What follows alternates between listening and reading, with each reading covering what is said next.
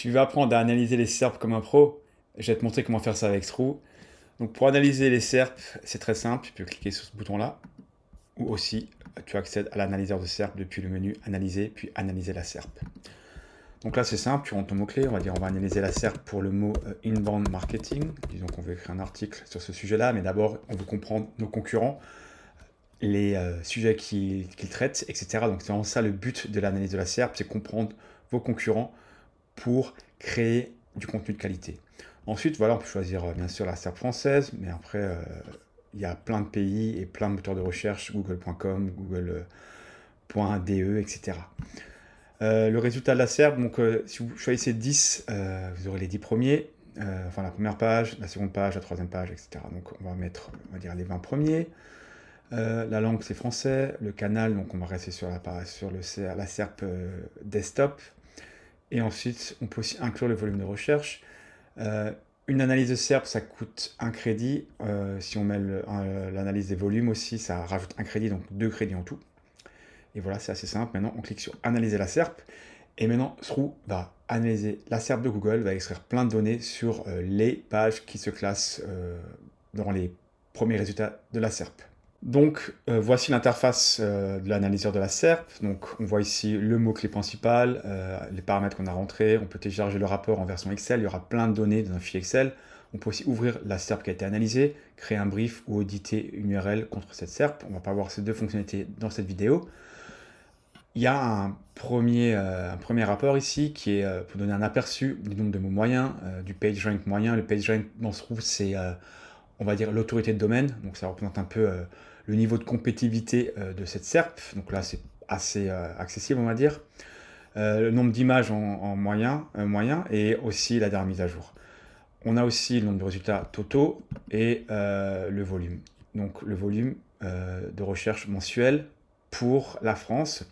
Et là, on peut voir aussi la saisonnalité, donc les tendances, et on peut voir qu'en été, il y a moins de recherches, ce qui paraît normal. On peut avoir un focus sur le top 10, sur le top 3, ou sur tous. Donc là, on avait analysé 20, il n'y en a que 19 visiblement, mais bon, bref. Donc l'idée là, c'est rapidement, en un clin d'œil, comprendre à peu près la taille de l'article qu'on va cibler. Voilà, on voit que c'est certainement des gros articles qu'il faut cibler pour ce mot-clé. On peut voir le niveau de compétitivité et le nombre d'images et la dernière mise à jour. Et principalement, qu'est-ce qui est intéressant, c'est les deux premières métriques, si c'est compétitif, et la taille du contenu. Voilà. Ensuite, on va aller voir les autres rapports. On scrolle un peu. Et donc là, on peut voir qu'il y a plein de rapports et on va les faire les uns après les autres. Donc le premier, c'est la SERP. Donc là, on peut voir toutes les pages de la SERP avec aussi les features snippets, pardon, les différentes features. Donc par exemple, la question, les questions, les PAA. Donc qu'est-ce qu'on peut voir ici? Donc les pages, les URL, le type, donc organique, question, parfois il y a paid, parfois il y a vidéo, etc. Le PageRank, donc je répète, c'est c'est le domaine d'autorité dans Sroo.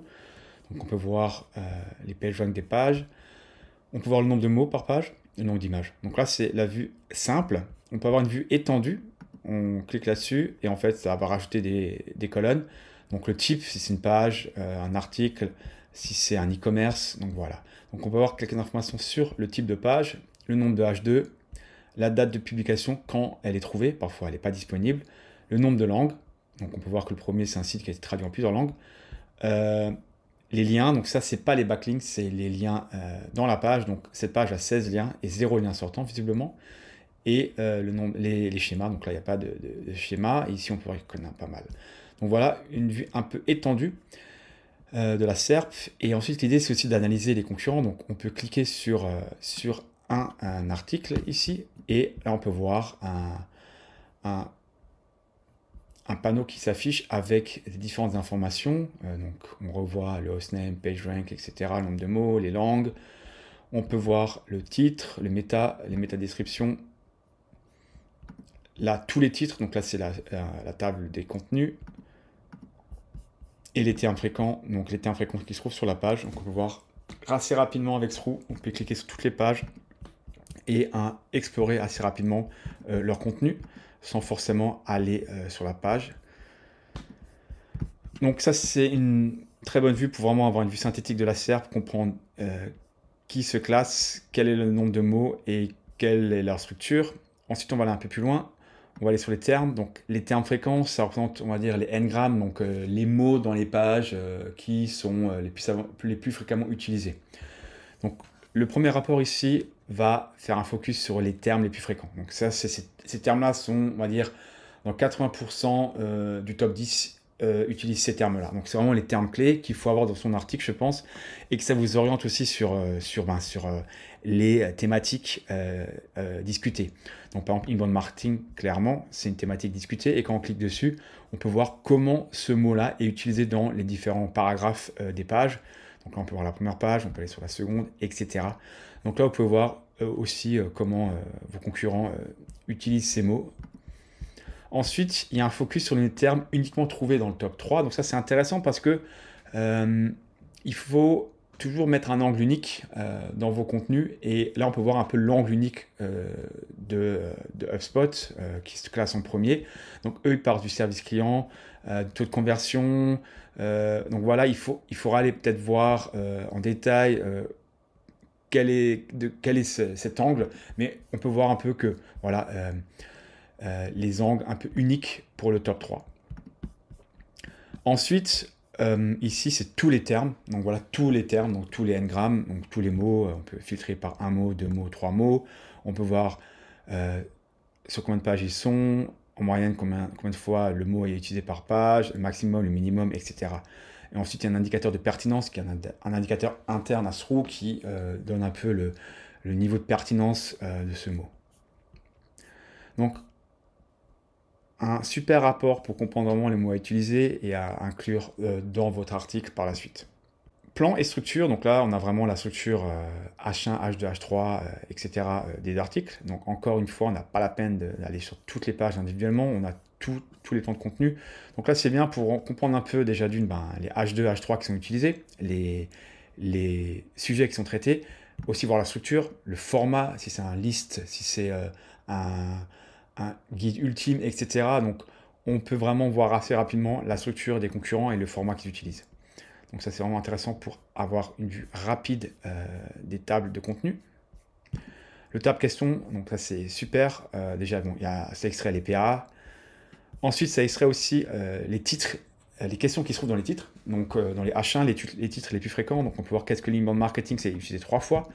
Etc. Donc la différence entre inbound marketing et content marketing. Donc on peut voir les questions fréquentes dans les H1 et surtout aussi dans les H2. Et on peut voir là comment convertir ce trafic en lead 10 fois. Donc là c'est vraiment un terme, un sujet qu'il faut utiliser. On peut voir, à partir de là, on peut voir les questions les plus fréquemment employées par vos concurrents qui, ma suggestion, ça serait aussi certainement d'utiliser certains de ces headings dans votre propre article, mais aussi de répondre à ces questions-là, parce que si vos concurrents répondent à ces questions, certainement que la personne qui cherche ce sujet-là est intéressée par des réponses autour de ces questions-là. Si on descend un peu plus loin, on peut aussi, s'il y a des commentaires dans les blogs, Sroux va aussi extraire les commentaires et les questions. Donc là, c'est toujours bien si quelqu'un pose des questions. Ça nous donne encore une idée d'un angle unique, parce que quand il y a des questions, c'est-à-dire qu'il y a quelque chose qui n'est pas clair dans l'article, et peut-être prenez ça à votre avantage pour justement compléter votre article avec la réponse à ces questions. Ensuite, il y a les schémas FAQ. Donc là, pareil, c'est les petits codes qui sont dans les pages et qu'on ne voit pas directement quand on ouvre une page. Mais ces schémas sont intéressants pour le moteur de recherche. Et vous pouvez aussi voir un peu la stratégie de contenu de vos concurrents en voyant quel type de schéma ils ont mis, quel type de schéma FAQ ils ont mis et quelles sont les questions et les réponses. Ensuite, les titres. Donc là, on peut encore aller plus loin avec Sroux. Donc, analyser les titres. Donc là, on a les mots-clés fréquents dans les titres, dans le top 10, dans tous. Et ensuite, on voit là un rapport qui montre le titre sur la SERP, le métatitre et le H1. Et quand il y a 100% de match, c'est-à-dire qu'en fait, Google n'a pas réécrit le titre. Donc, c'est-à-dire qu'en fait, ce titre-là de la SERP est égal au méta. OK ? Mais parfois, on peut voir qu'il y a une réécriture. Donc là, en fait, le titre, c'est Inbound Marketing. Le méta, c'est Inbound Marketing-Wikipédia. Et le H1, c'est Inbound Marketing. Donc là, je pense que Google a enlevé en fait Wikipédia et a pris le H1.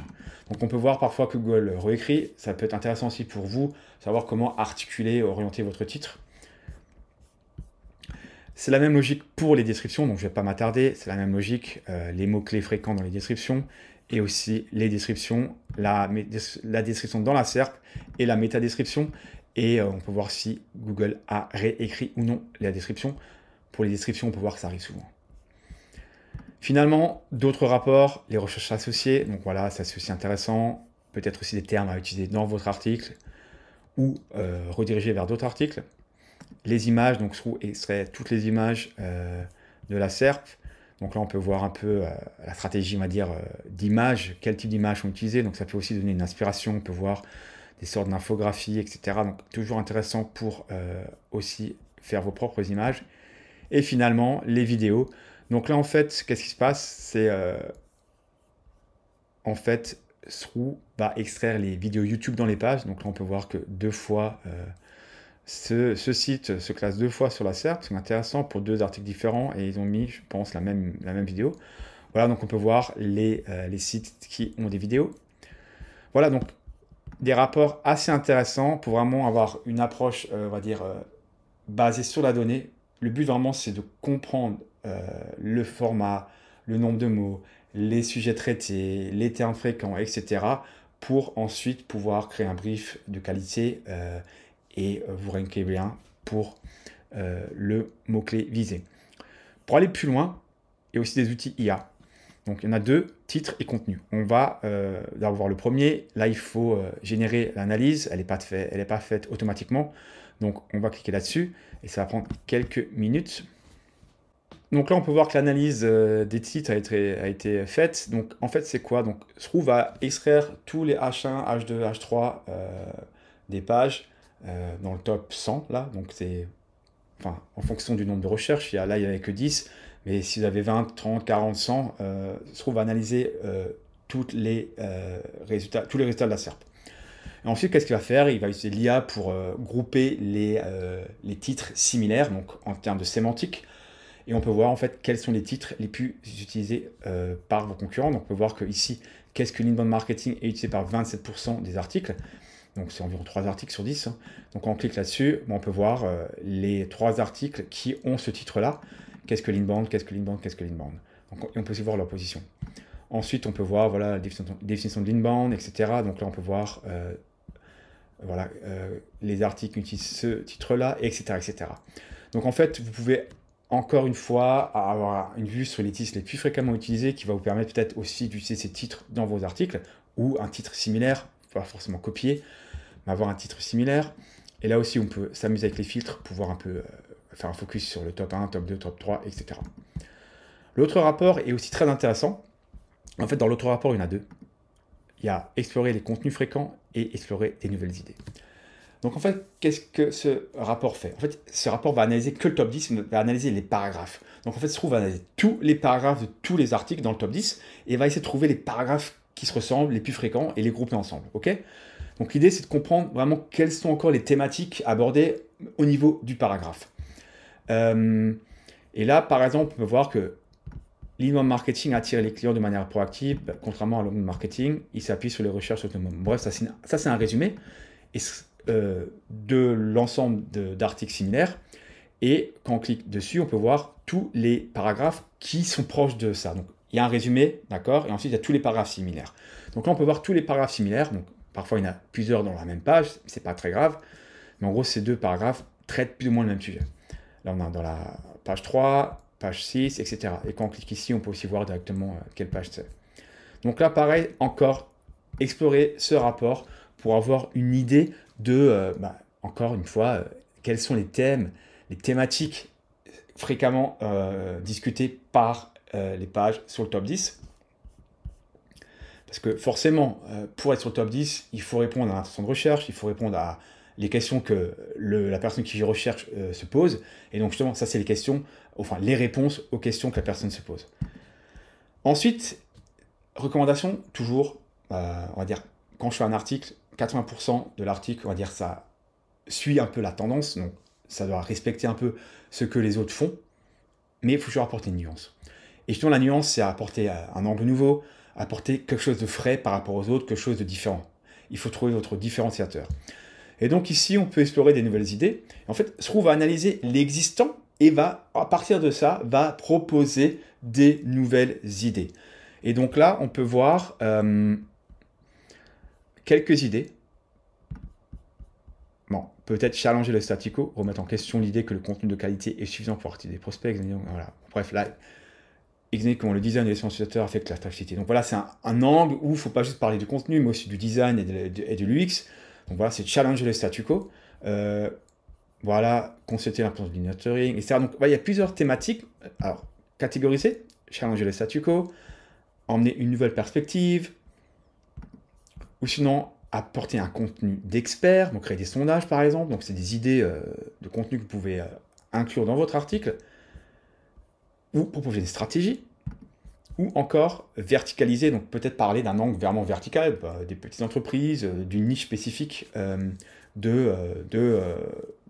niche spécifique, voilà, d'une verticale, d'une industrie, etc. Donc il y a environ 18 idées. Bien sûr, il ne faut pas mettre les 18 idées dans votre article, mais inspirez-vous de ces idées-là pour justement apporter un angle nouveau dans votre article. Donc voilà, au final, vous avez vu comment utiliser l'analyseur des SERP de Zroo. En un clic, vous aurez plein de données et franchement, en quelques minutes, vous allez faire une analyse assez poussée de la SERP. Et bien sûr, l'étape d'après, ça sera de créer un brief de contenu qui va inclure vos recherches que vous pourrez ensuite partager avec votre rédacteur pour créer du contenu de qualité. Et pour créer un brief, il suffit de cliquer ici, de choisir votre template et de commencer la création de brief. Mais pour ça, je vous laisse suivre la vidéo qui suit.